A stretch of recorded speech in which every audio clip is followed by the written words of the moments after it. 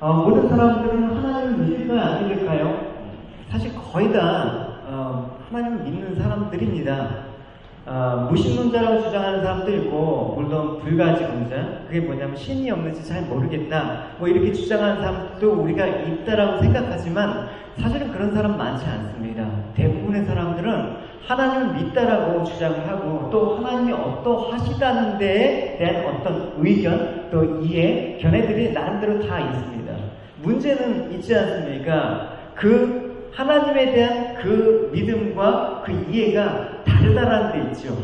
우리는 한 하나님을 말하지만 사실 우리 각자 있는 하나님은 다 다른, 그죠? 하나님 다른 분이 아닌데 다르게 이해를 하고 있다는 게 문제입니다.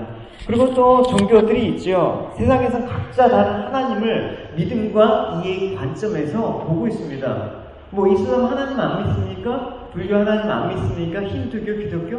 하나님을 믿습니다. 결국은 그 절대자인 하나님을 나름대로의 믿음과 나름대로 이해함을 갖고 나가는 그런 모습들이 종교라고 할 수가 있는 건데, 문제는 이 사실을 우리가 받아들이기 전에 결정적인 문제가 있습니다.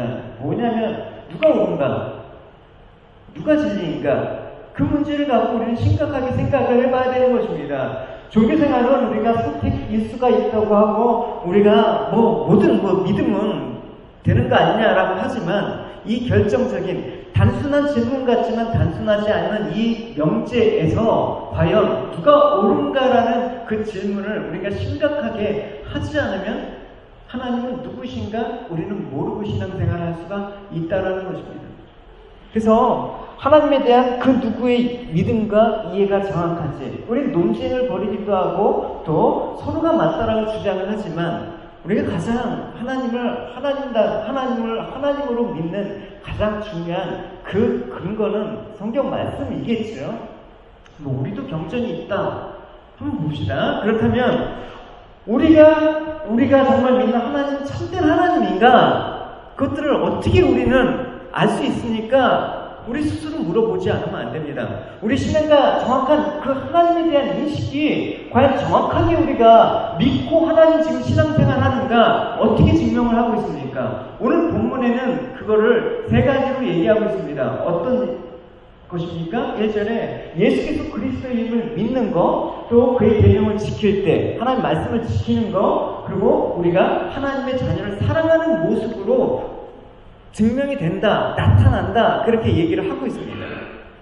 여러분, 오늘 본문은 이 증명이 어떻게 순서에 상관없이 먼저 하나님 자녀를 사랑하고 예수 그리스도이심을 믿고 이런 게 아니라 사실은 순차적으로 일어나는 일입니다. 먼저 우선 예수께서 그리스도이심을 믿을 때 어떻게 하나님 말씀이 믿어지는 것이죠. 그 말씀에 순종하는 자로 나갈 때 하나님의 그 자녀들을 사랑하는 모습으로 쭉 이어진다라는 것을 알 수가 있습니다.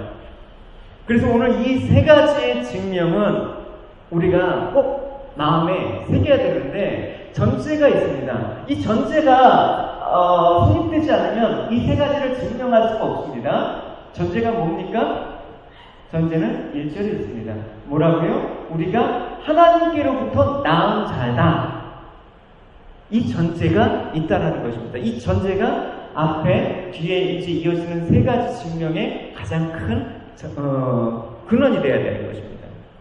그래서 우리가 복음을 듣고 하나님 믿게 되었다는 것은 우리의 사람의 결심과 결단이 아닌 것입니다. 우리가 어떻게 십자가에 못 박힌 예수님이 주와 그리스도가 되셨다는 사실을 어떻게 믿을 수가 있습니까? 내가 열심히 공부하면 믿어지더라, 내가 우연히 믿어지더라. 우리 입장에서는 그렇다고 주장해도 성경에서는 그렇게 얘기하지 않습니다. 그러므로 하나님께로부터 난 자만이 예수님을 그리스도이심을 믿게 된다라고 얘기하고 있습니다. 한번 이 전제를 가지고 우리가 이 세 가지 내용들을 증명해 갑시다. 같이 1절을 읽어봅시다. 시작.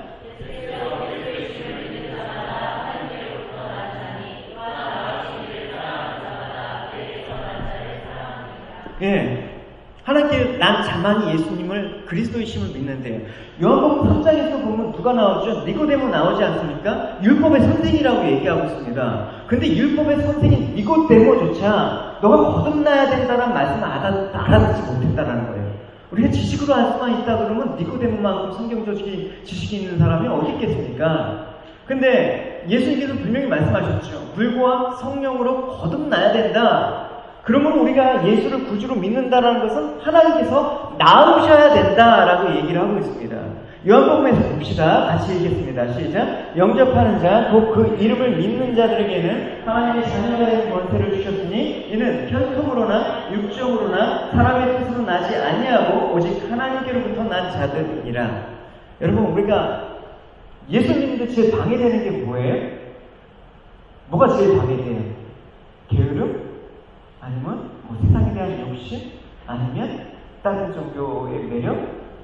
이런 게 방해가 되는 게 아니라 결국은 그거더라고요. 내가 예수님을 선택했고 내가 예수님을 믿어주었다고 생각하는 게 가장 큰 방해란 말입니다. 여러 종교가 많은데 그중에 내가 기독교를 선택했다라는 생각이 우리 신앙에 얼마나 많이 걸림돌이 되는지 아십니까? 오늘 말씀을 통해서 확인해야 되는 부분입니다. 그렇지 않으면 우리는 어떻게 생각하냐? 내가 자꾸만 예수를 믿어주는데 내가 교회를 다녀주는데 나는 왜 이 모양 이 꼴이지? 라고 그렇게 자꾸만 생각하고 그쪽으로 가게 되는 거예요. 어떤 사람은 예수 믿었더니 3년 만에 집을 샀대요. 와. 근데 어떤 사람은 그런 게 아니다. 예수 믿는 것은 영적인 거다 하면서 이상한 말도 하고 이상한 것을 보았대요. 뭐야? 나는 이것도 아니고 저것도 아니고 나는 믿음도 없고 나이로 신간가 보다. 이렇게 생각을 한단 말입니다. 왜? 이게 왜 말씀했냐면 내가 예수를 믿었다고 생각하기 때문에 그런 거예요. 이 전제가 잘못된 거예요. 이러다 보니까 우리가 예수를 믿는다는 것이 얼마나 놀라운 기적이고 축복인지 그걸 놓치고 있단 말입니다. 예수 믿는 걸 아무것도 않게 생각한단 말입니다. 그래요? 예수를 믿어서 생기는 어떤 파생적인 결과들, 이것들에 초점을 맞추니까 우리가 예수 믿는 것 자체는 그냥 아무렇지도 않게, 아무렇지도 않은 건 아니겠지만 자연스럽게 그냥 그렇게 생각한단 말입니다. 그러니까 여러분, 내가 예수를 이만큼 믿어주는데 하는 생각이 우리 믿음과 가장 대치되는 그 대적입니다. 우리가 알아야 될 사실은 요한복음 말씀에 수도 있지 않습니까? 누구도 예수를 믿는다라는 그 사실을 알을 수가 없는 것입니다. 혈정으로나 육적으로나 사람의 뜻. 이건 뭐예요? 사람의 힘으로는 안 된다라는 거예요. 우리가 예수를 믿는다라는 것은. 그러니까 하나님께로부터 태어난 자만이 예수님을 영접할 수 있다. 우리가 애쓴다고, 노력한다고, 정성한다고, 기도한다고 영접하는 것이 아니라 하나님께서 어떻게 먼저 낳으셔야 된다. 그래서 선택하셨다라고 얘기하지 않습니까? 왜 영접하는 것을 하나님이 낳으셨다라는 표현을 쓰고 있습니까? 왜 그렇게 합니까? 여러분 한번 육적인 출생도 한번 생각해 봅시다. 내가 원해서 출생을 한 것입니까? 여러분이 이 땅에 태어나고 싶다고 해서 태어난 사람이 누가 있습니까? 태어나 본 거니까 태어난 줄 알죠. 여러분들이 뭐 나는 김씨 집안에서 태어날 거야, 나는 이씨, 나는 박씨 집안이 좋아, 아무래도 뭐 그렇게 해서 태어난 사람이 여기 누가 있습니까? 근데 우리가 착각한 건 뭐예요? 내가 그냥 태어났다라고 생각을 한단 말입니다. 육적인 탄생도 그렇지 않습니다. 내가 태어나 보니까 이 땅에 태어났네? 내가 태어나 보니까 한국 사람으로 태어났네? 마찬가지입니다. 내가 스스로 예수를 영접했다고 말하면 마치 이와 같은 거예요. 나는 내가 태어나기도 전에 나는 한국 사람으로 김씨 집안으로 태어날 거야 라고 결정하고 자기가 태어난 모양이 됐단 말입니다. 그렇지 않습니까? 그러니까 내가 예수 믿고 싶어서 믿는 사람이 한 사람도 없다. 주님이 나를 불러주셔서, 주님이 나를 택하셔서, 주님이 나를 낳으셔서 나는 하나님의 자녀가 되었다, 구원을 받았다라고 모인 그 사람들의 무리가 바로 교회입니다. 할렐루야. 내가 언제 태어났지, 내가 어떻게 태어났지도 모르는데 태어나 보니까 아버지가 김씨더라, 그래서 김씨 집안 사람이더라. 태어나 보니까 아는 거죠.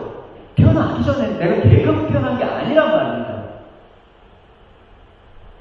여러분, 우리가 어느 날 예수를 믿는다고 교회에 모인 것은 내가 선택하고 내가 예수 믿고 나온 것이 아니라 어떻게? 하나님께서 우리를 어떻게 하셨다?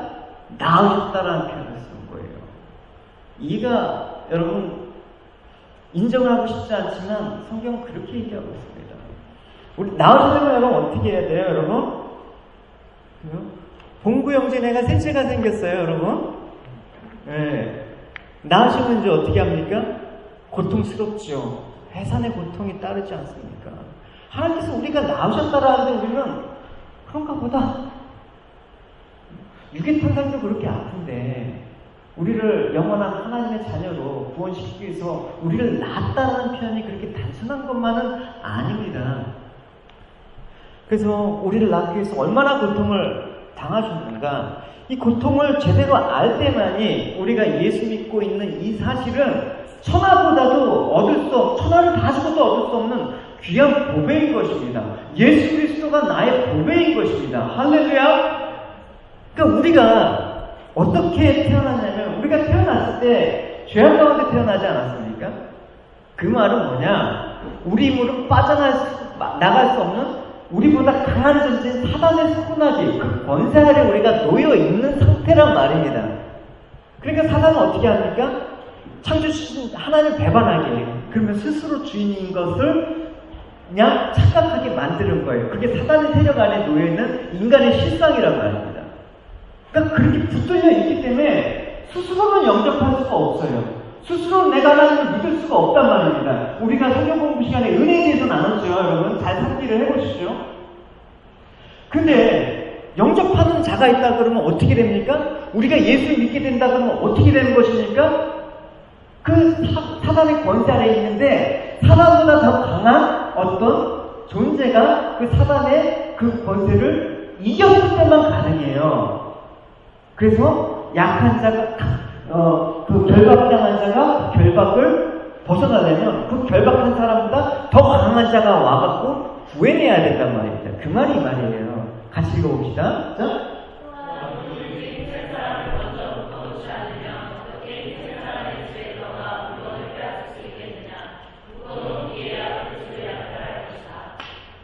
예, 이게 주님께서 우리를 위해서 싸우신다라는 것입니다. 우리 집 찬양하지 않습니까? 어떤 찬양이지?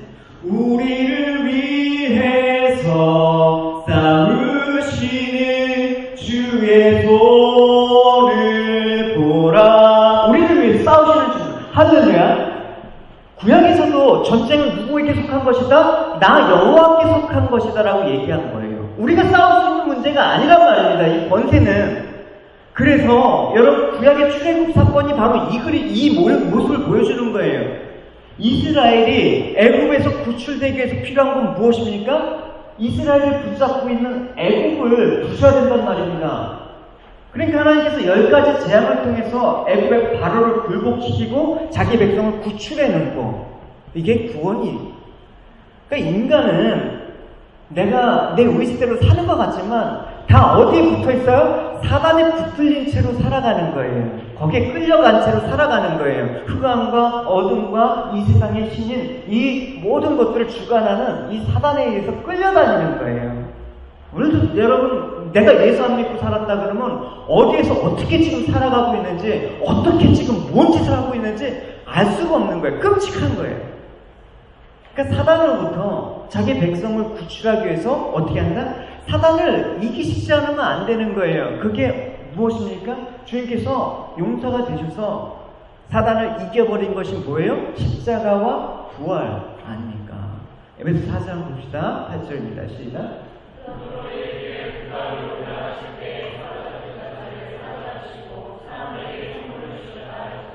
네, 강한 자에게 우리가 지금 사로잡혔는데 예수님이 이제 죽으시고 부활하시고 이제 승천하러 올라가실 때 어떻게 했다? 주님이 사로잡아 내신 것입니다. 우리를 구원하셨다라는 것입니다. 이걸 선물로 주셨대요.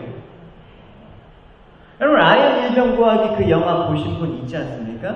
어떻게? 포로로 잡혀가 있으니까 혼자서는 못 나오는 거예요. 그래서 어떻게? 그 포로를 지키는 자보다 더 뛰어난 정예 군사들이 가하고 구해내지 않습니까?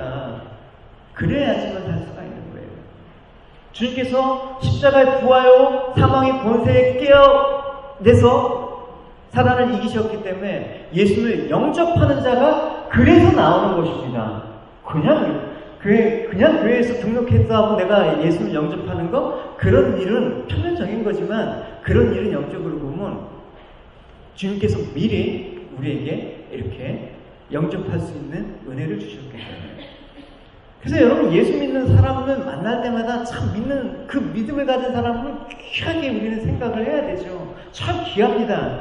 그러나 그 귀함에 앞서서 얼마나 주님의 공로가 큰가, 얼마나 주님께서 이 영혼을 예수 믿기까지 해산의 고통을 주셨는가 라는 그것들을 알지 않으면 그냥 교인 하나 늘었네 이렇게 보여요.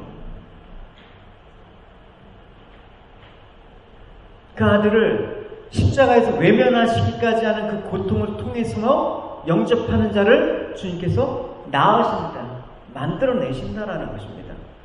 그러니까 이런 사실이 여러분 믿어집니까? 안 믿어지죠. 안 믿어지니까 어떻게 한다? 성령의 하기는 안 되는 거예요. 너가 물과 성령으로 거듭나지 않으면 안 된다는 거예요.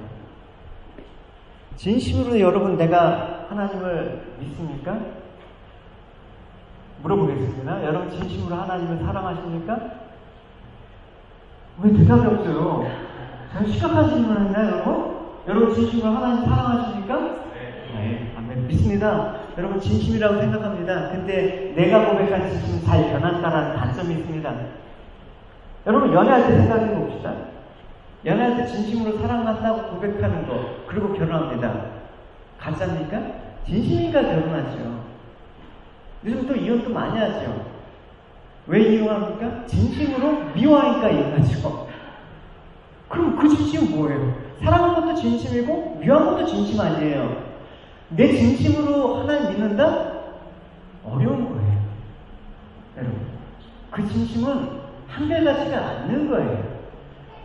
그러니까 내가 예수를 그리스도로 믿는 그 믿음은 어떻게? 성령으로만 고백할 때만 그게 가능한 것이란 말입니다. 마태복음 6장에 보면 이런 얘기 나오죠. 베드로의 유명한 고백이 나옵니다. 예수님께서 베드로에게 너희는, 제자들에게 너희는 나를 누구라고 생각하니? 그러니까 베드로가 주는 그리스도시고 살아계신 하나님의 아들이십니다. 그 고백을 들으니까 주님께서 기쁘셨죠. 바요라시구나. 내가 복이 있다. 그러나 이를 내게 알게 한 건 혈육이 아니다. 하늘에 계신 내 아버지가 너를 이 고백을 하게 했다. 혈육이 아니라는 거예요. 베드로의 능력이 아니라는 것입니다. 하나님께로 난 자만이 예수를 믿을 수가 있다라는 것입니다. 그래서 고린도전서 12장 어떻게 고백하고 있습니까? 같이 읽어봅시다. 시작.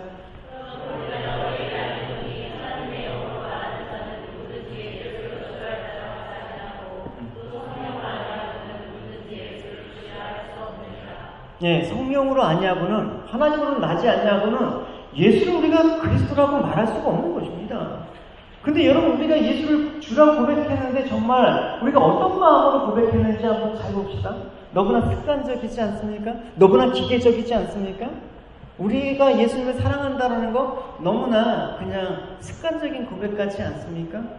주님의 해산의 고통, 그 십자가의 고통을 통해서 주 예수를 영접한 자로 만들어 놓으셨는데 우리가 너무나 그 사실은 간과하고 내가 믿는 거지 단순하게 그렇게 생각하십니까?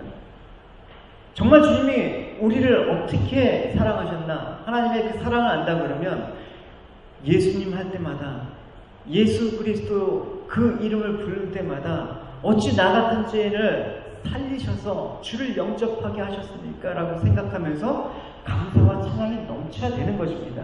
이것이 믿음의 전부입니다. 믿음의 기초가 아니라 이것이 전부예요.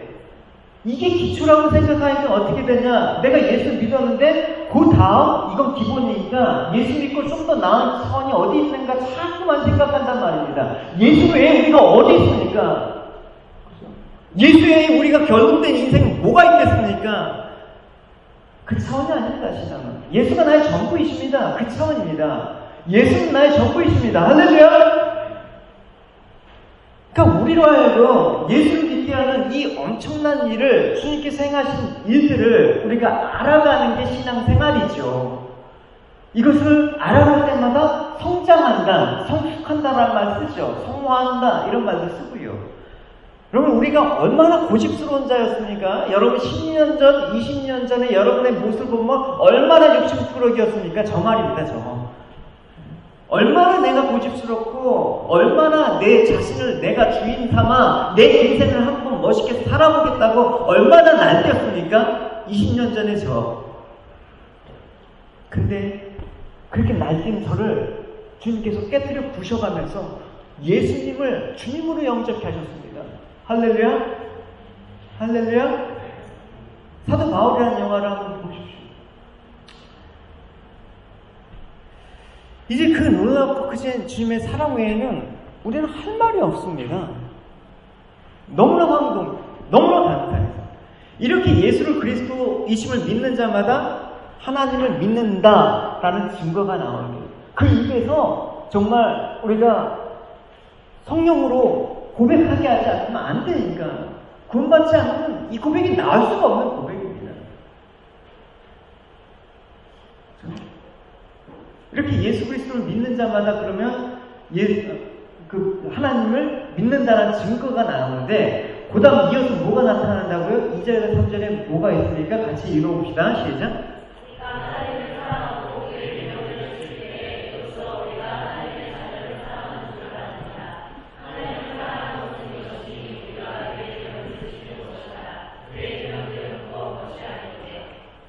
예. 이게 좀 3절 말씀은 조금 쉽기도 하고 어렵기도 해요. 여러분 어쨌든 가봅시다. 3절에 보면 하나님을 사랑하는 것은 그의 계명, 말씀을 지키는 것으로 나타난대요. 그리고 2절에 또 그의 말씀을 지킬 때 뭐라고 합니까? 하나님의 자녀를 사랑하는 것으로 나타난대요. 여러분 우리가 말씀을 지키면 산다는 그 의미가 뭔지 한번 생각을 해봅시다. 그게 어려운 것 같은데 쉽지도 하고 쉽지만은 않아요. 또 어렵지도 않고. 그럼 뭡니까? 세상에서 산다라는 것과 전혀 다른 차원에서 산다라는 거예요. 말씀대로 산다라는 것은 여러분 성경 요절 금속 암송 많이 한다고 말씀대로 사는 게 아니라 그런 차원이에요. 사람들 세상에 살아갈 때 나름대로 힘과 권력을 추구하는 그런 세상에서 열심히 살아갑니다. 근데 우리가 하나님 말씀대로 살아간다는 것은 내가 그걸로 살아가지 않겠습니다라는 그 고백과도 같은 거예요. 나는 주님만을 의지합니다. 그것과도 같은 거예요. 그게 신명기 8장의 말씀이란 말입니다. 하나님 보이지 않는데 단지 말씀의 내용을 믿고 지키라는 것입니다. 그게 믿어집니까? 여러분 정말 하나님 말씀만 믿고 사실 수 있는 그런 배짱과 용기와 담담이 있습니까? 그러라고 했죠. 근데 그게 아니래요. 우리 의지의 영역이 아니기 때문에 그래요. 며칠은 할 수가 있고 1년 열심히 신앙생활 할 수가 있는데 신앙생활 평생 해보다 보면 그렇지 않은 걸 자신이 여러분 알 겁니다. 그러면 한 말씀대로 살라고 그 계명대로 사는 모습이 나타나는데 그럼 그 계명이 뭐냐? 그럼 요한일서 내에서 우리가 한번 그 계명을 사도 요한은 어떻게 주석하고 있는지 요한일서 내에서도 한번 찾아봅시다. 같이 읽어봅시다. 자.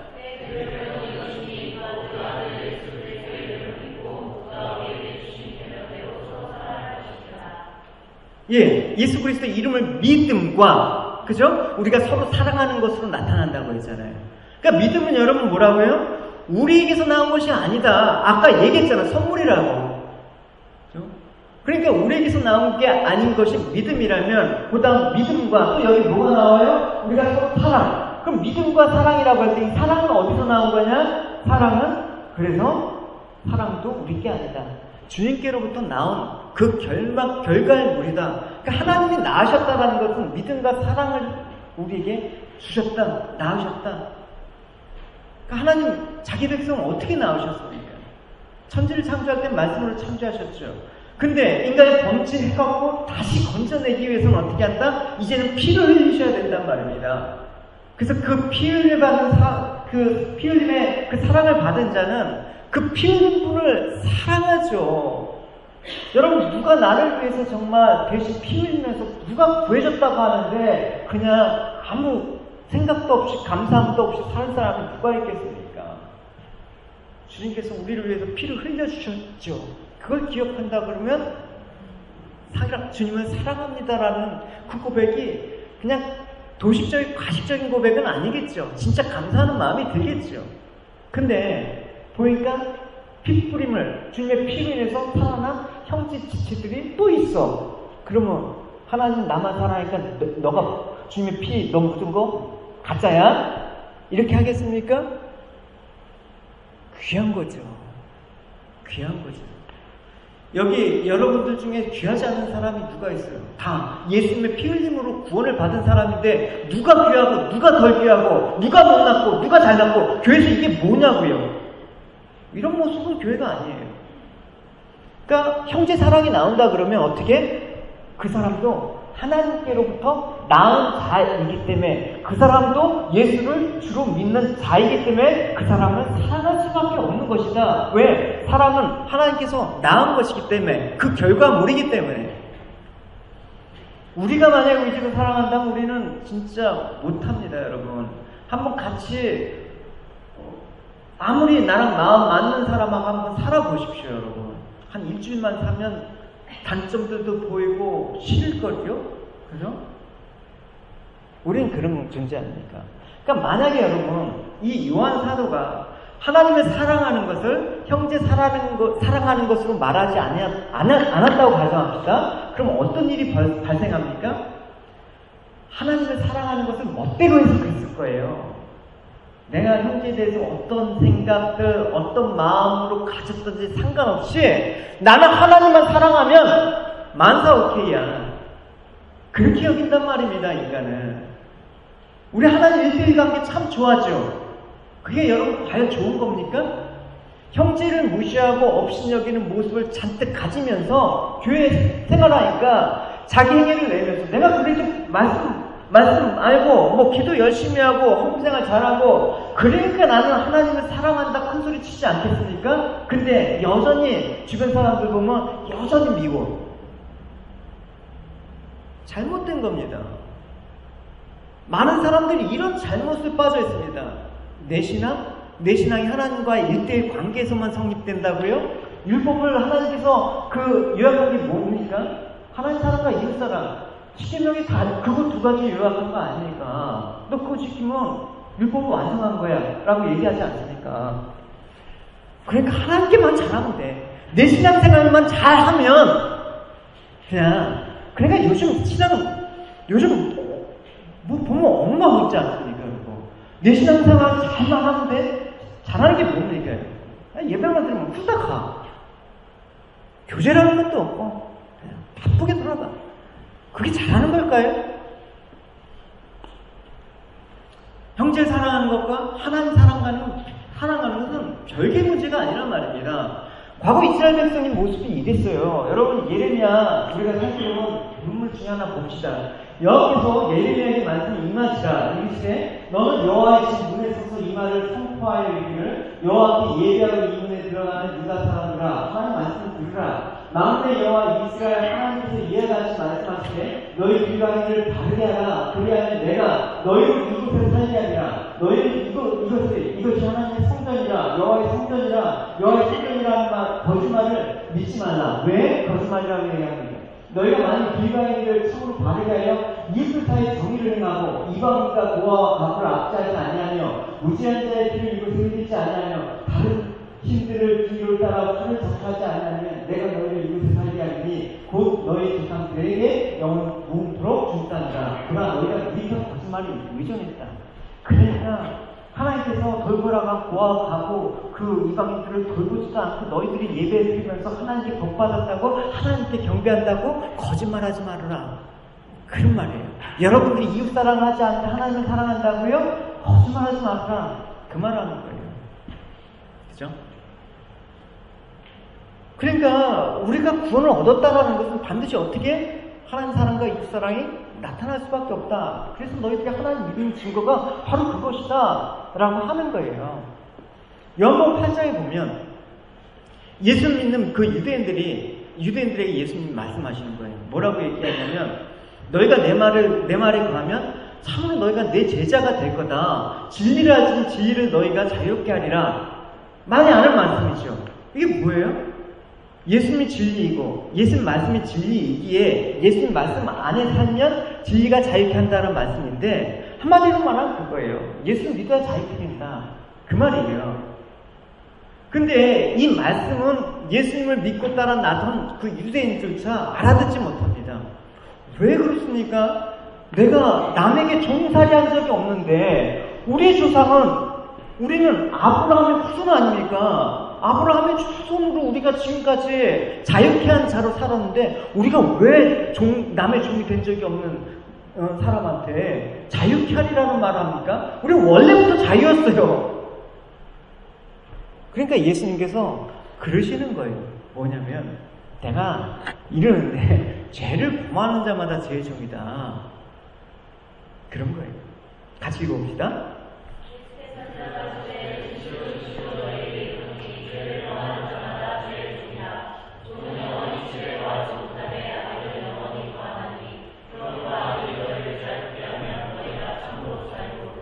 예, 죄를 짓는 자마다 죄의 종이다. 그러니까 세상에 죄 짓지 않는 사람이 누구냐? 그러니까 너희들은 종이니까 자유케 해야 될 게 필요해. 그죠? 자기가 죄의 종이라고 느끼지 않으면 예수님의 그 자유, 구원, 그거는 구원의 필요성이 없어요. 내가 세상의 주인인데 누가 필요해? 여러분, 오직 아들이 자유케 해주셔야만 자유로울 거예요. 그래서 예수님께서 자기 백성의 자유를 위해서 어떻게 하셨습니까? 어떻게 합니까? 어떻게? 이웃사랑을 보여주셔야 되죠. 그래야지만 자유케 되는 모습이 보이는 거예요. 이 말이에요. 같이 읽어봅시다. 시작. 너희 안에 이 마음을 품으라. 곧 예수 그리스도의 마음이니 그는 근본 하나님 본체시나 하나님과 동등되는 친한 것으로 여기지 아니하시고 오히려 자기를 비워 종의 형태를 가지사 사람보다 같이 되시고 사람의 모양으로 나타내사 자기를 낮추시고 죽기까지 복종하셨으니 곧 십자가에 죽으십니다. 예수님께서 당신의 영광만 취하시면 하나님과의 그 친밀한 그 관계만 생각하시면 이거 필요 없지 않습니까? 예수님도 반드시 율법의 완성인 그 모습들을 예수님께서 보여주시기 위해서 하나님 사랑과 그 관계에서 끝나지 않고 반드시 우리와의 그 이웃사랑의 그 모습들을 이렇게 낮춰서 살아내셨다는 거예요. 형제를 위해서 이런 모습이 없다 그러면 우리는 하나님 사랑한다라는 거, 하나님 믿는다라는 거 어쩌면 거짓말이에요. 어쩌면 가짜예요. 그러니까 자유를 위해서 부르심을 입은 자들은 반드시 예수님의 이 모습이 우리 안에 덮치는 거예요. 덮치는 거예요, 여러분.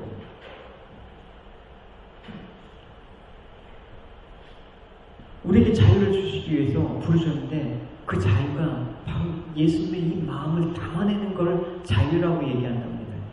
그래서 예수께서 완전히 그 자유를 어떻게 사용하시니까 종으로 오셔서 죽기까지 복종함으로 그 자유를 성취하셨어요. 우리가 하나님으로부터 나은 자이고 예수를 그리스도로 믿는 자라면 어떻게 이제 그 자유를, 이 구원의 자유를 나타내야 됩니까? 죽기까지 복종함으로 섬기는 모습으로 살아내야 되는 것입니다. 그게 하나님의 자녀를 사랑하는 모습으로 반드시 증거가 되어야 된다는 것입니다.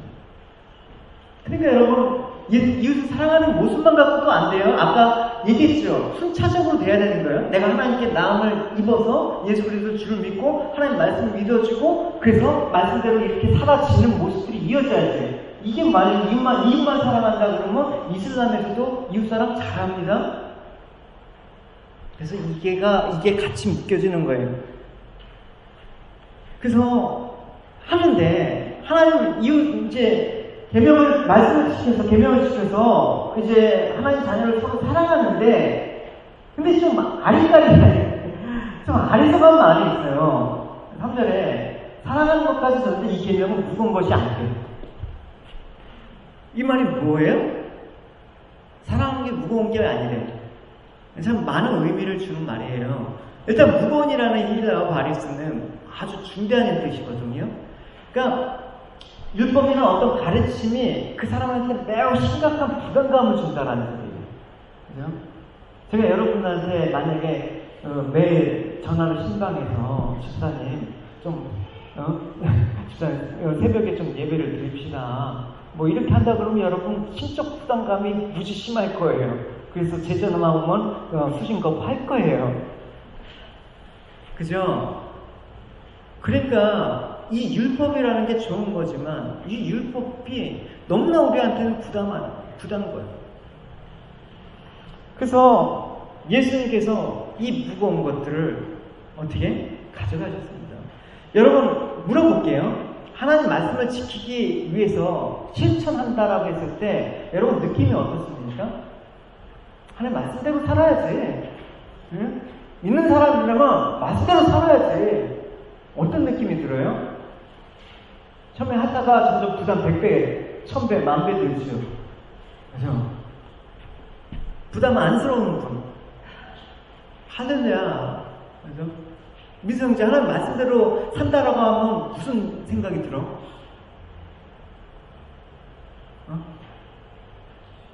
쉽지 않지. 난 도망가고 싶은데 가끔 도망가고 싶은데 그래서 저 다른 지역으로 우리 취업 자리도 알아보고 싶은데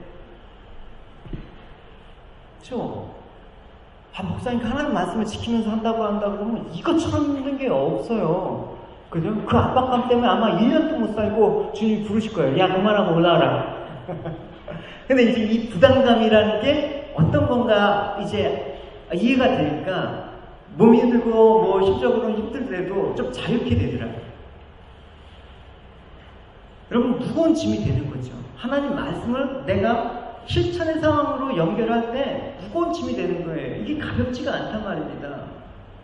그러니까 무거운 짐으로 남을 수밖에 없기 때문에 만약에 너희들 형제를 사랑해야 돼 이거를 내가 하나님 말씀을 지켜야 되는 부분으로 생각한다 그러면 살아가는 게 힘들어. 무거운 게 된단 말입니다. 그렇지 않습니까? 그러니까 형제를 사랑하려면 너 번 수입의 10분의 1을 반드시 고아들을 위해서 써야 돼. 안 그러면 너 지옥 갈 거야. 이러면 도와주고 싶은 마음도 부담스러운 거야. 그러니까 이 이른 계명을 여러분 지키고자 할 때 어떤 마음이 들어요? 무거운 게 되는 거예요, 여러분. 신앙생활이 아주 무겁단 말입니다. 그렇죠? 제가 강단에서 여러분 무거운 얘기는 하지만 강단 밖에서는 여러분에게 무거운 얘기는 안 해요, 여러분. 그렇죠? 다섯 빠진 얘기만 일부러 해요. 어쨌든 이 3절의 내용을 보십시오. 중요한 것은 계명이 무엇냐가 아니라 계명이 무겁지 않다라는 게 포커스예요. 무겁지 않다라는 것은 뭐예요? 왜 무거워지니까? 무거운 것도 여러분 열심히 내가 지켜내면 뿌듯한데 내가 기특한데 그게 안 되잖아요. 하려고 하는데 안 돼, 여러분. 그렇게 신앙생활 하지 않습니까, 여러분? 제가 여러분 마음 잘 알아요. 하려고 하니까 안 되잖아요. 그죠? 하려고 하니까. 그럴 때 어떻게 채나? 죄책감이 들죠. 무거운 마음. 여러분 마음 이해합니다. 그러다 보니까 누가 얘기하는데 자기가 자기를 정죄하네? 내가 보니까 나 참 한심한 놈이야. 에? 이걸 스스로 정죄하는 거예요. 이처럼 자기 스스로 자신을 정죄하잖아요? 그러면 정죄해요. 해도 좋단 말입니다. 그럼 뭐를 간과하는 일이 벌어지냐면 하나님이 우리에게 어떤 사랑을 보이시었는가를 생각하지 않은 결과로 보여준다는 거예요. 하나님 여러분이 어떠한 사랑을 받을 자격이 있어서 여러분 사랑을 베푸시고 구원을 베푸셨으니까 그렇게 되어버린단 말입니다. 이 문제가 어디서 확장했냐? 그러면 형제 사랑도 있을 수가 없는 거예요. 어떻게 바라봐요? 그래서 신앙생활 잘하는 거는 형리경으로 보는 거예요. 뭐 직분을 받아놓고 왜 저 모양이야? 어? 이렇게 보는 거예요. 형제 사랑이 안 나오는 거예요. 형제 사랑은 어떻게 해요? 형제를 정죄하지 않고 평가하지 않고 구분하지 않는 거예요. 교육자회 때, 그거 얘기 때 나왔어요. 목사님, 그 헌금 내역 좀 그거 공개해 주시면 안 돼요? 제가 작년에 이맘때 했어요. 1년 했어요. 했는데 또 까먹고 얘기해요. 어쨌든. 왜 그렇습니까? 왜 그렇습니까? 그런 재정에 대해서 좀 알아야 저희들도 마음이 가지 않습니까? 좋아요.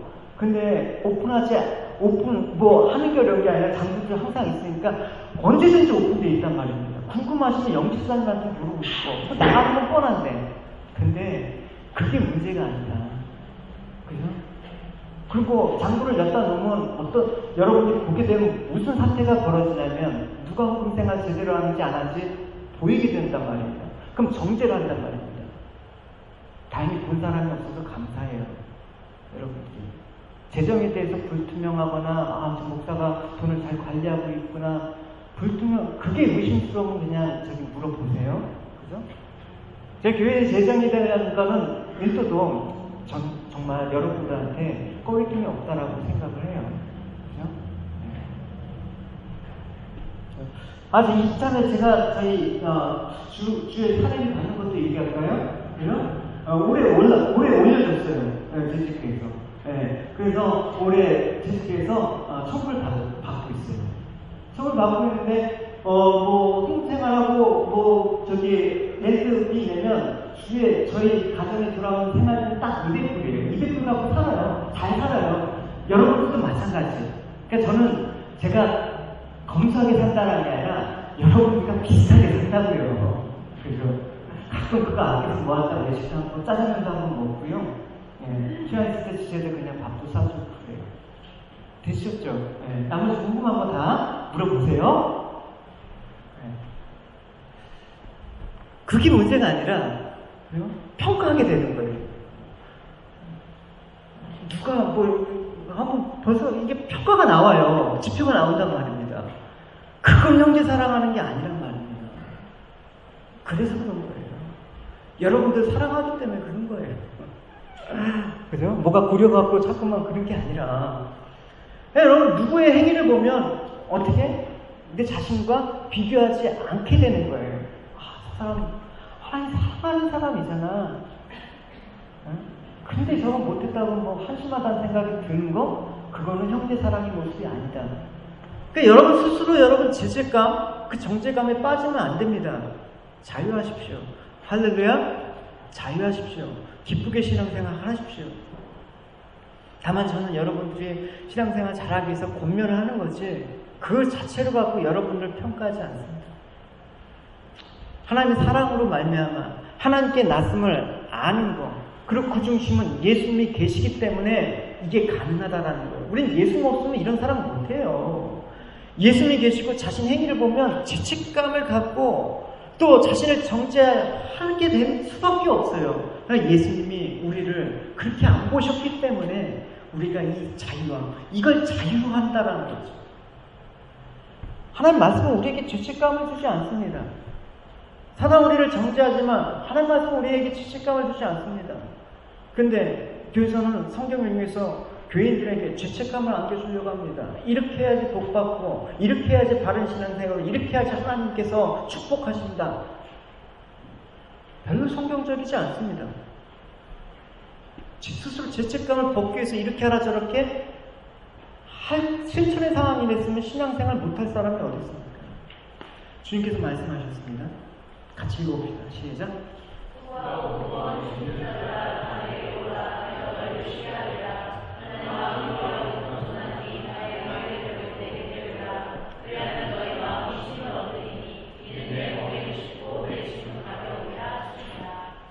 여기서 말한 수고하고 무거운 짐진 자들이 누구를 의미하는 것입니까? 물론 이제 문맥이나 상황에 따라서 고달픈 인생을 수고하는 무거운 짐으로 이해할 수도 있어요. 근데 지금 말씀의 맥락과 이 상황들을 비교해 본다 그러면 이 수고하고 무거운 짐진 자들은 어떤 거예요? 계명으로 인해서 하나님 말씀으로 인해서 그걸 지키지 못한 스스로의 자책감, 정죄감을 갖고 살아가는 사람들이 무거운 짐이에요. 사실 이 말씀한 맥락을 볼 때라도 그 말이 맞아요. 이런 사람을 향해서 내게로 오라. 내가 너를 쉬게 하겠다. 신앙생활 여기 안식일이잖아요, 여러분. 그죠? 여러분 힘이 필요합니다. 주 안에서 힘이 필요합니다. 어디 좋은 거 먹고 좋은 데도 가십시오. 그러나 궁극적인 힘은 주 안에서의 이 무거운 짐을 내려놓을 때 힘이 찾아옵니다. 그래서 죄책감을 갖고 있는 사람에게 힘은 무엇입니까? 죄책감을 내려놓는 거. 그래서 내가 못났다. 내가 내가 못나고 참 지질하다. 내려놓는 거. 뭐로만 가능합니까? 예수님으로만 가능합니다. 할렐루야.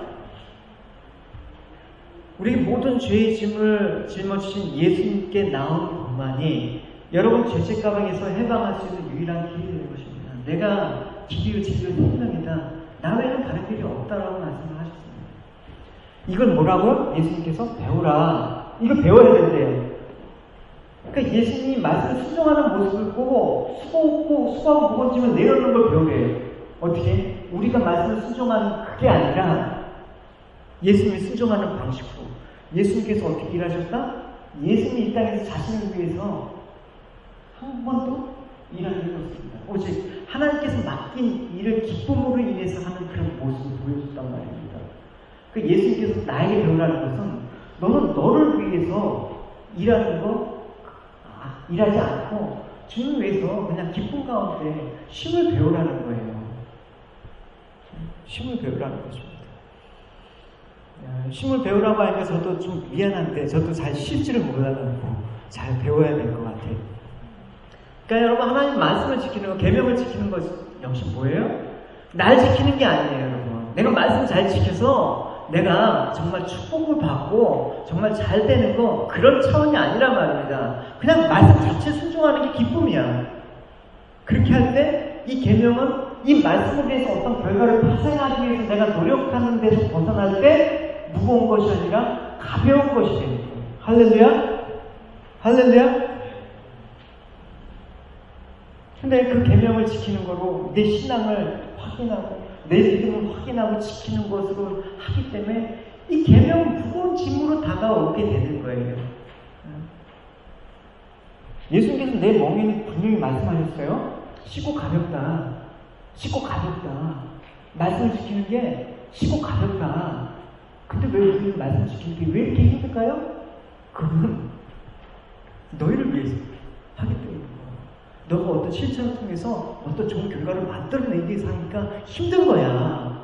결과에 상관없이 그냥 해. 응? 결과에 상관없이. 내가 이렇게 기도했는데 안 됐더라. 기뻐해. 그리 아니하실지라도 찬양해.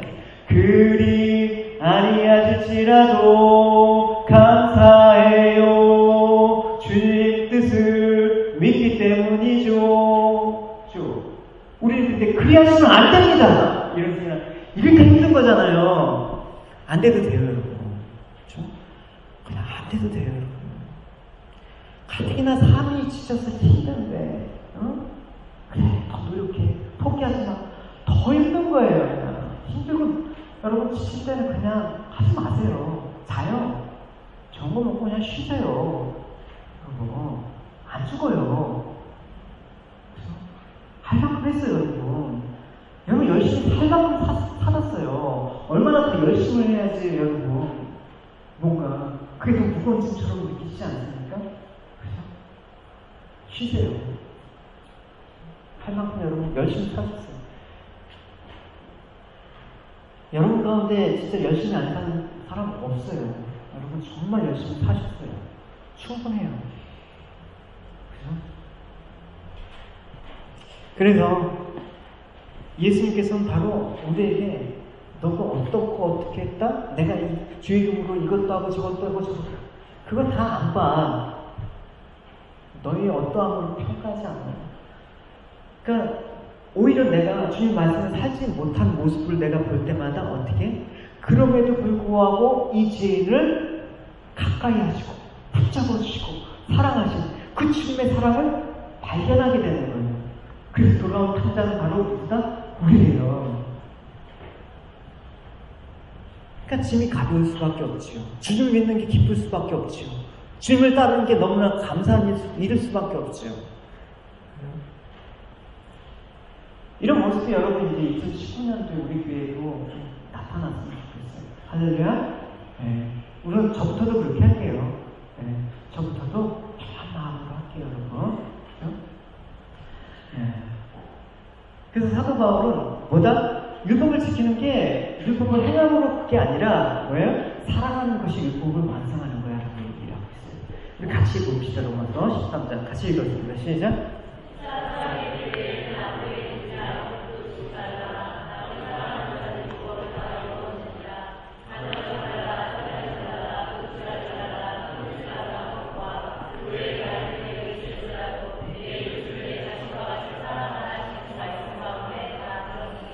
그죠?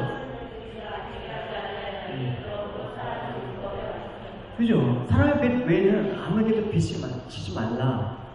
여러분, 우리가 서로 사랑하는 것에 대해서는 책임자로 부름을 받았습니다. 빚이 있으니까 갚아야 되죠. 그죠? 우리가 사랑하는 자로 책임을 부름 받지, 사랑받아야 될 자로 부름 받았다라고 얘기하지 않습니다. 너무 인간의 사랑을 받으려고 기대하지 마십시오. 교회에서 누가 나를 사랑해 주지 않는다라고 해서 섭섭해하지 마십시오. 결국은 중요한 건 뭐예요? 내가 이웃을 사랑하지 못한다는 그 사실에 포커스를 맞춰야 돼요. 나는 왜 사랑하지 못할까라고 안타까워야 되지? 왜 나를 사랑해주지 않아라고 원망할 필요가 없는 거예요. 사랑의 빚진 자를 안다라고. 이런 이 빚이 뭔지 아셔야겠죠. 그런 마음이 있어야지 내가 이웃을 사랑하는 것에 대해서 포커스를 맞추지 않습니까? 다 나한테 관심 안 가다주면 다 시험받아요. 그렇죠? SNS 왜 해요? 여러분? 다 관심 받고 싶어하는 그런 마음들이 있잖아요, 여러분. 한편으로 보십시오, 여러분. 누가복음 10장에 보면 그 율법사가 예수님께 시험적으로 질문합니다. 예수님, 어떻게 해야지 영생을 얻겠습니까? 그러니까 예수님께서 다시 질문하죠. 율법에는 뭐라고 써있니? 그러니까 그 사람이 마음을 다하고 목숨을 다하고 힘을 다하여 뜻을 다하여 주 너희 하나님을 사랑하고 이와 같이 내 이웃도 내 몸같이 사랑하라고 말씀하셨습니다. 잘했다. 그래서 그 율법사장에서 너 말이 뭐라? 그러면 그렇게 행하고 그렇게 살아. 이게 뭔 말일까요, 여러분? 여기서 딱 해보면 아 그래 사랑하자 이러면 짐이 된다니까. 율법사가 그러니까 자기로 이렇게 보려고 뭐라고 얘기하냐면 그럼 내 이웃이 누굽니까? 그렇게 얘기하는 거예요. 이때 예수님께서 어떤 비유를 합니까? 강도 만난 자의 비유를 하시는 거예요. 뭐냐면 강도 맞아서 다 죽게 된 사람이 있었는데 막 제사장 레인들은 그냥 못 본 척하고 지나가. 근데 그 당시 진짜 개화같이 여기던 취급도 안 했던 사마리아인이 돌아가다 이게 바다가 그 강도 만난 자를 보고 불쌍히 여겨서 돌고 왔습니다. 그러면서 누가 강도 만난 자의 이웃이 될 수 있겠니? 라고 물어보는 거예요. 그러니까 율법사가 자비를 베푼 자입니다. 그럼 너도 이와 같이 행하라. 그럼 문제, 이 비유에서 누가 강도 만난 자이고 누가 강도일까요? 여러분 여기서 우리가 쉽게 생각해서 강도 만난 자를 불쌍한 이웃으로 생각하기 쉽습니다. 가난하고 헐벗고 사랑을 베풀어야 될 어떤 대상. 맞습니다. 그게 틀리다고 얘기하지 않겠습니다. 그러나 강도 만난 자의 이웃이 우리가 돼줘야 된다 그러면 한번 어떻게 이렇게 하면 되잖아요. 만약에 가난한 자가 그 강도 만난 자의 이웃이라면 우리는 하나님과 관계없이 가난한 자를 무조건 자비를 베풀며 구원을 받는 거예요. 그죠? 네? 하나님과 상관없이 무조건 가난한 자에게 이웃이 되어주기만 하면 구원을 받는 거야. 그럼 말이 안 되잖아요. 가난한 자가, 이 강도 만난 자가 우리 이웃이 가난한 자라면 성립이 안 되는 거예요. 그건 이제 더 확대해서 적용을 하는 거죠. 그럼 이 궁극적으로 이 강도 만난 자는 누구인가? 그럼 여러분 한번 봅시다. 강도는 누구입니까? 여기서 강도라는 정의는 강제로 남의 것을 자기 것처럼 빼앗는 자, 사도적인 정의입니다. 이 비유를 풀기 위해서는 또 한 가지 비유를 사용해야 돼요. 뭐냐면 마태복음, 마가복음, 누가복음 이 세 공간복음에 다 기록된 내용이 있는데 그게 뭐냐면 많이 공간복음에 기록되어 있는 건 중요하다는 얘기예요. 비유도 뭐냐면 아까 포도원의 비유가 있단 말입니다. 주인이 포도원의 소출을 받으려고 막 종을 보내는데 이 종들을 막 쫓아내버리고 그러네. 최종적으로 내 아들을 보내면 이들이 순종하겠지. 아들을 보냈는데 아들을 죽여서 그 포도원을 다 차지해버린다고 하네. 이 포도원의 폭군은 누구입니까? 율법을 지킨다는 유대인들입니다. 이들이 강도입니다. 그렇게 죽임당한 아들은 누구입니까? 예수 그리스도이십니다. 여러분 여기서 유대인들만이 강도가 아니죠. 유대인이든 이방인이든 모든 것 다 하나님께서 받아서 사는 거 아닙니까? 우리가 우리 거 갖고 산다고요? 하늘도 땅도 우리 몸도 우리 거라고요? 하나님 겁니다. 그러니까 우리가 다 하나님의 은혜로 하나님 것을 받으면서 산다고 하면서 은혜를 모르고 사니까 전부 우리가 강도라는 거예요. 강도예요, 우리가. 누가복음에 이런 말이 있어. 재밌죠? 같이 읽어봅시다.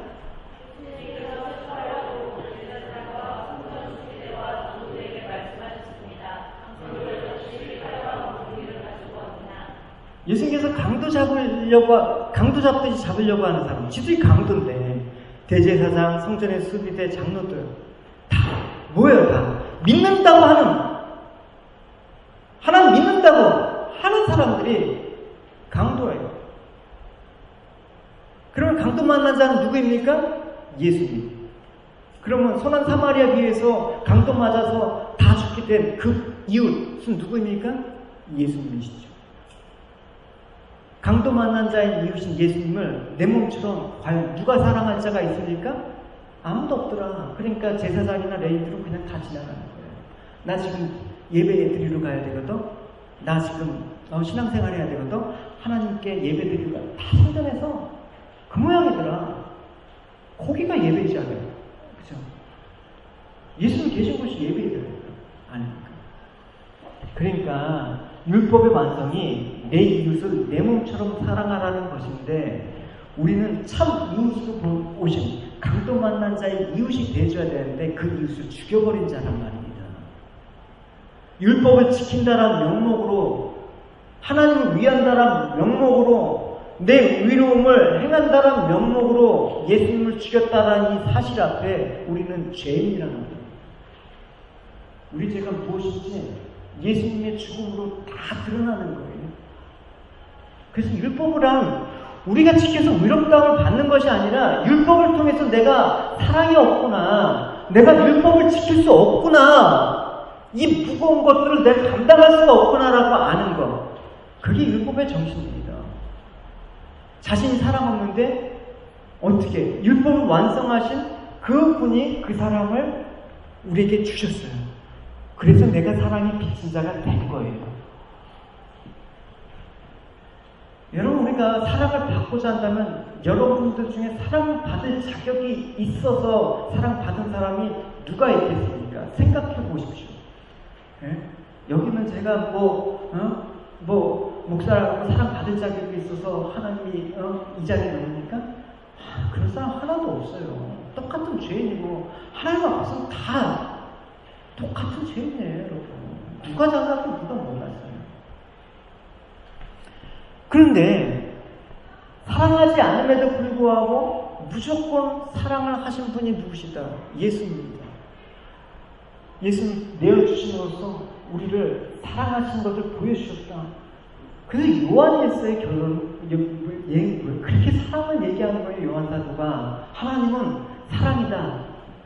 이 하나님은 사랑이다라는 이 엄청난, 이 심플한 이 진리 앞에 이 엄청난 비밀들이 성경에 기록되어 있지 않았습니까? 난 내가 사랑하는 사람만 사랑해. 우린 보통 이렇잖아요. 이런 분이시죠. 로마서 5장 8절입니다. 같이 읽어봅시다. 시작.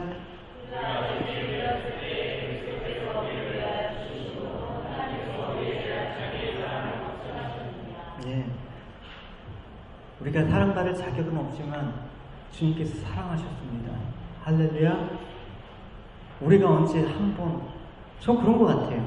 솔직히 말해서 내가 언제 단 한 번 진짜 예수님을 사랑한 적이 있을까? 말로 한 진심을 담아서 내 몸과 같이 정말 사랑하라고 하셨는데 내가 예수님 정말 내 몸과 같이 사랑한 적이 있는가? 일단 내 몸부터 챙겨야지. 그렇죠? 나부터 일단은 살고 봐야지 주님도 좋으시지. 근데 우리는 그럴 수 없다는 걸 너무나 철저하게 자각하게 되죠. 그럼에도 불구하고 내가 너를 사랑한다. 할렐루야. 사랑한다 아들아 내가 너를 잘 아노라. 사랑한다 내 딸아 내게 축복 더하노라. 할렐루야. 이와 같은 사랑을 베푸셨단 말입니다. 우리 몸같이 사랑할 수 없는데 주님은 자신의 몸같이 우리를 사랑하셨다는 것입니다. 아낌없이. 그 사랑을 안다 그러면 우리는 어떻게? 사랑의 빚진 자가 된 거예요. 여러분, 오늘 말씀을 통해서 하나님의 사랑을 알고 살아간다면 여러분은 누구에게도 사랑받을 자격이 없음을 알 것이고, 그럼에도 불구하고 아들을 내어놓기까지 사랑하신 그 하나님의 사랑에 대해서 우리는 감사할 수가 있는 거예요. 내가 이렇게 신앙생활하는 거, 내가 주님을, 예수를 구주로, 예수 그리스도를 지금 믿고 따른다는 거, 이것만으로도 피할 바가 없는 거예요. 할렐루야. 여러분, 우리에게 중요한 것은 사랑을 하라가 그게 아니에요. 주님의 사랑을 아느냐. 할렐루야. 그게 여러분한테 우리한테 중요한 것입니다. 주님의 사랑을 깊이 알게 될 때 우리는 주님의 사랑으로 살아갈 수밖에 없어요. 그 엄청난 사랑의 빛을 받은 사람이 어떻게 이웃을 사랑하지 않겠느냐. 그게 먼저예요. 이웃을 대할 때 그 사랑으로 대하게 되는 것입니다. 이것이 이웃사랑이고 율법을 완성하는 거예요. 할렐루야. 그래서 그 이웃은 강도 만난 자 오직 예수 그리스도이신 그 사실이라는 사실을 잊지 마시고, 여러분 좀 책도 여러분 좀 부지런히 읽으세요. 여러분들이 아니라 요즘 사람들 너무 책 안 읽어요. 너무 안 읽어요, 진짜. 그래서 사고들이 깊이 이렇게 들어가지가 않고 겉도는 얘기들밖에 못해요. 그죠? 책을 읽으세요. 이것과 관련해서 여러분 톨스토이 단편집들을 읽으세요. 하나 읽는데 얼마 안 걸려요. 이런 주제로 좀 생각해 보려면 사람 무엇으로 사는가? 뭐 3가지 질문, 젊은 황제, 뭐 수라트의 찻집, 뭐 이런 거, 또 사람 과연 얼마만큼 땅이 있어야 되는가? 이런 단편집들을 한번 좀 읽어보시면 성경을 보는데 대단히 도움이 돼요, 여러분. 왜 이 사랑이 중요한 것인가? 그래서 여러분, 사랑하는 것이 무거운 짐이 되지 않기를 바랍니다. 할렐루야. 왜요? 무거워요? 다시 한번 고백할게요. 여러분, 사랑하는 것이 무거운 짐이 되지 않기를 바랍니다. 할렐루야. 말씀을 지키는 것이 무겁지 않기를 바랍니다. 신앙생활하는 게 무겁지 않기를 바랍니다. 하나님께서 예수님을 통해서 십자가에서 나타나신 그 사랑으로 감사와 기쁨이 하나님과 이웃을 향해서 나아가신 여러분의 삶이 되시기를 주님의 이름으로 축원합니다. 우리 같이 찬양합시다.